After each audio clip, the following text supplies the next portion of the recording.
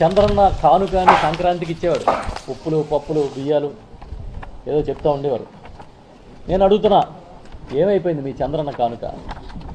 మీ పప్పు ఏమైపోయింది? మీ నెయ్యి ఏమైపోయింది? మీ బెల్లం ఏమైపోయింది? ఇది మీ సొంత బ్రాండెడ్ ప్రోగ్రామ్ అని కదా మీరు ప్రచారం చేసుకునేవారు.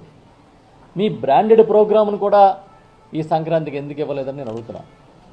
ఎందుకంటే మొన్న నేను ఒక గ్రామం వెళ్ళా మా నియోజకవర్గంలో.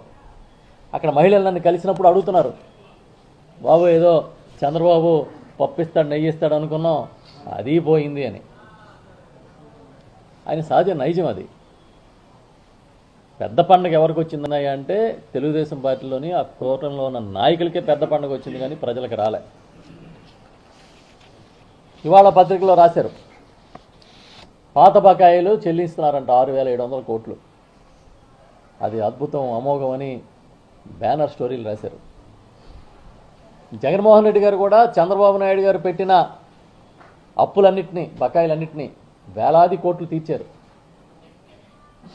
మీకు తెలుసు, ఆ రోజు ఈనాడే రాసింది 100 కోట్లతో ఖజానా ఇస్తున్నాము జగన్ గారికి, ఆయన ఏం చేస్తాడు పథకాలని.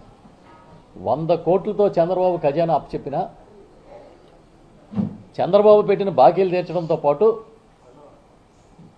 ఆయన ఇచ్చిన బాకీలతో పాటు పథకాలను కూడా సమర్థంగా అమలు చేసిన చరిత్ర ఎవరిదంటే జగన్మోహన్ రెడ్డి గారు. మీరు పాత బాకీలు ఏదో 6,700 కోట్లు తీర్చి అది కూడా పండగలాగా చెప్తున్నారు.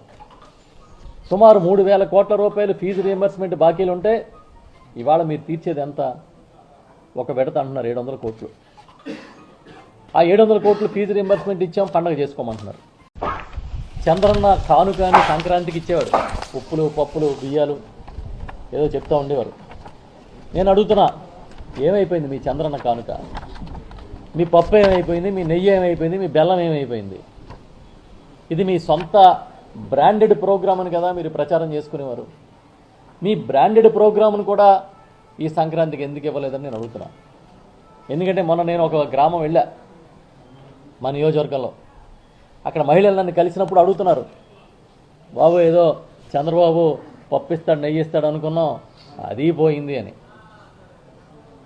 ఆయన సహజ నైజం అది. పెద్ద పండుగ ఎవరికి వచ్చిందన్నాయా అంటే తెలుగుదేశం పార్టీలోని ఆ కూటమిలో ఉన్న నాయకులకే పెద్ద పండుగ వచ్చింది, కానీ ప్రజలకు రాలే. ఇవాళ పత్రికలో రాశారు, పాత బకాయిలు చెల్లిస్తున్నారంట 6,700 కోట్లు. అది అద్భుతం, అమోఘం అని బ్యానర్ స్టోరీలు రాశారు. జగన్మోహన్ రెడ్డి గారు కూడా చంద్రబాబు నాయుడు గారు పెట్టిన అప్పులన్నింటినీ, బకాయిలన్నింటినీ వేలాది కోట్లు తీర్చారు. మీకు తెలుసు, ఆ రోజు ఈనాడే రాసింది 100 కోట్లతో ఖజానా ఇస్తున్నాము జగన్ గారికి, ఆయన ఏం చేస్తాడు పథకాలని. 100 కోట్లతో చంద్రబాబు ఖజానా అప్పచెప్పినా చంద్రబాబు పెట్టిన బాకీలు తీర్చడంతో పాటు, ఆయన ఇచ్చిన బాకీలతో పాటు పథకాలను కూడా సమర్థంగా అమలు చేసిన చరిత్ర ఎవరిదంటే జగన్మోహన్ రెడ్డి గారు.